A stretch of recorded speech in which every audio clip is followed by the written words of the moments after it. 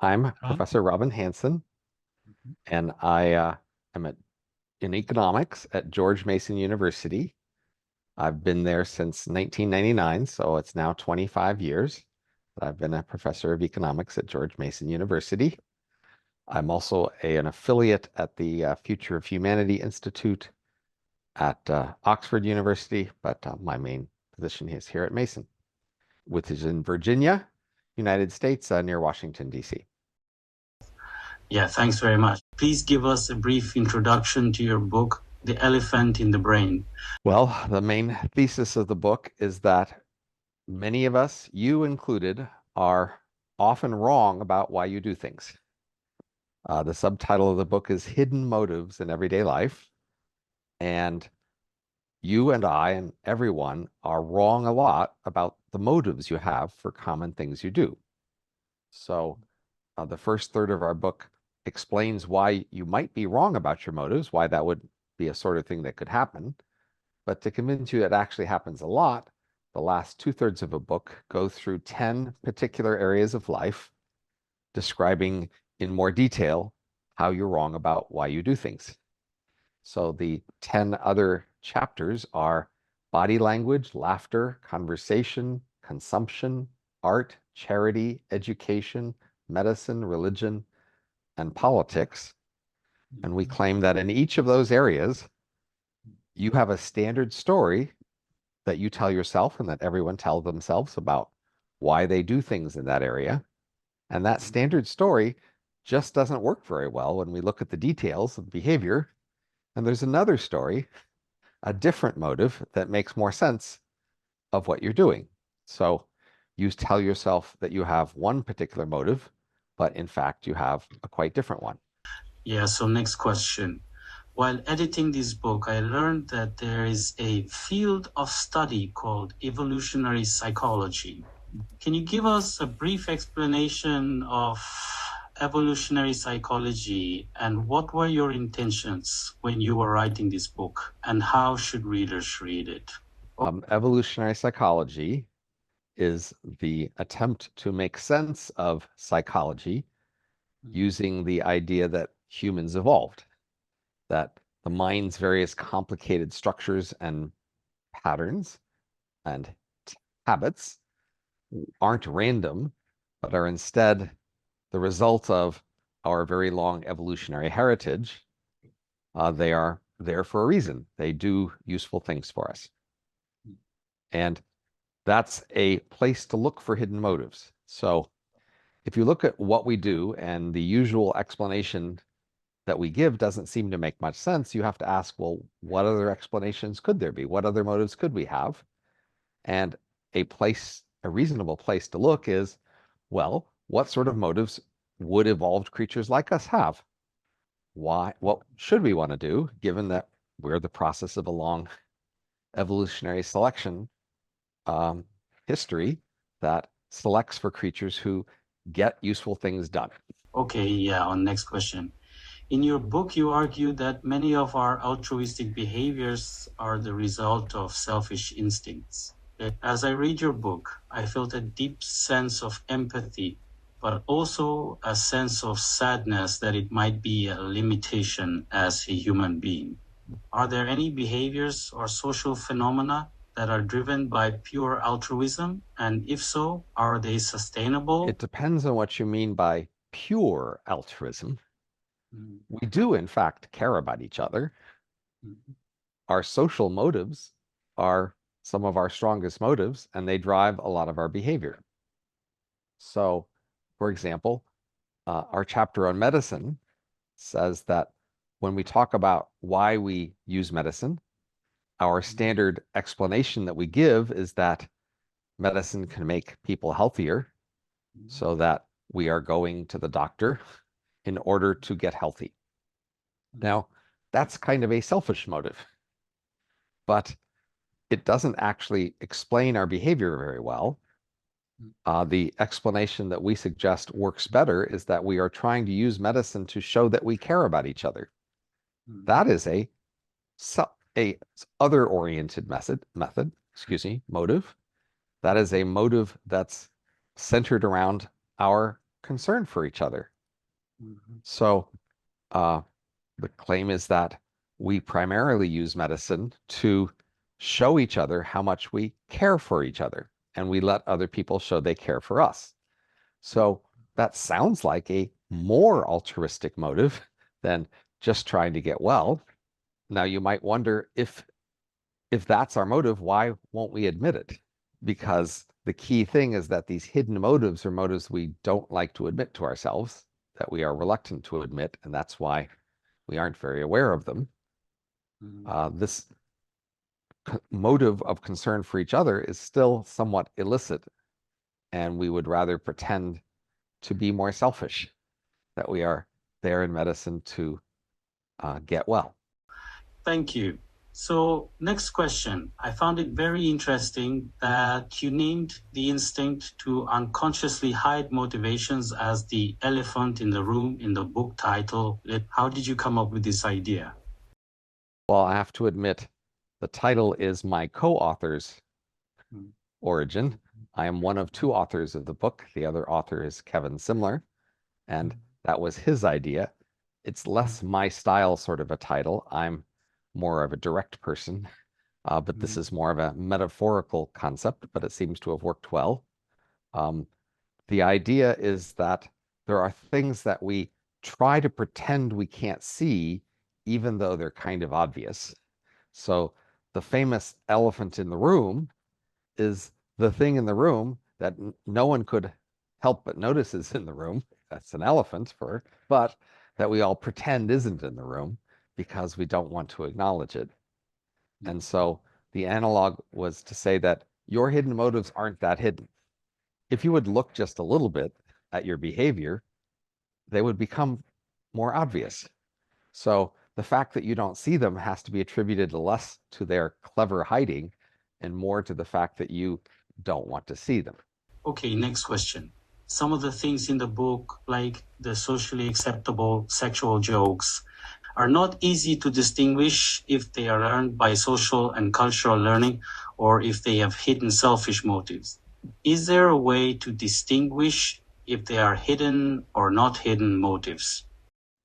The method of the book is to look at overall patterns of human behavior and to ask how well the purported motive explains it. So we are not proposing that individuals can simply look at themselves, at their personal life, and figure this out. This is something we are trying to hide from ourselves, and so it should be not easy to see looking at a personal level. But if you look at the overall patterns of human behavior, that's where the evidence will be to make it more clear. So one has to look for the main patterns and puzzles in an area of behavior and ask how well can those be explained by either the usual theory or some alternative theory. That's the method. And the method we applied to these 10 chapters could and has been applied to other areas of life. This isn't the only areas we could discover hidden motives in, but these are the ones we included in our book, and we hope others will continue to apply this method and find out what hidden motives we have elsewhere in our lives.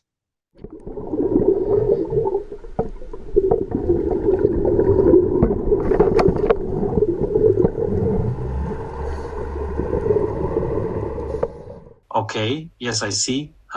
Next question. Actually, I recently gave a psychology lecture at a high school in South Korea based on the elephant in the brain. It was quite well received, which was rewarding as an editor. The education part of the lecture got a lot of attention, especially the passage where you say that the function of school is to certify rather than educate, which resonated and shocked many students. I'm curious to know what students in your class think about that part. So the chapter in our book on school is largely taken from a book by my colleague, Brian Kaplan, called The Case Against Education. When I have taught that topic to my students over the years, they usually nod knowingly and smile. They recognize what we're saying there. That is, it's like the elephant in the room. Once it's pointed out, it's hard not to notice that, in fact, people don't actually remember much of what they are taught in school. And it's not actually very useful. And that's even more obvious to people who have graduated. Talk to someone 5 years or 10 years after they've come out of school and ask them how much they ever used of what they learned in school, and they will admit that there's hardly anything they used from school. They'll also admit that it wasn't really that fun. But of course, they still got a better job. So again, these are things that aren't that hard to persuade people of if they will just look at the world they're in and look at the patterns we point to. Now, some people are always going to be resistant. So each of us has different parts of our lives that we consider more sacred. And for those areas, we will be more resistant to these sort of explanations. If you don't care much about art, it won't be that hard for you to believe that other people do art for hidden motives. But if art is the center of your life, you will resist much more being told that you are not doing art for the reasons you say. So again, each person varies in what are the most important sacred areas of their life. But we argue in the book that our main point is to convince you there are a great many hidden motives. We don't have to convince you of all 10. If I can convince you just of 7 out of the 10, you'll still be convinced there are a great many hidden motives in our lives, even if I don't convince you of all 10 out of 10. Okay, thanks. The next question. The body language section really resonated with me. Do you have any favorite body language that you use as a professor? I was wondering if you ever realized that this was the ulterior motive behind your favorite body language while writing this section? I think almost all of us are not very directly conscious of our body language while we're using it.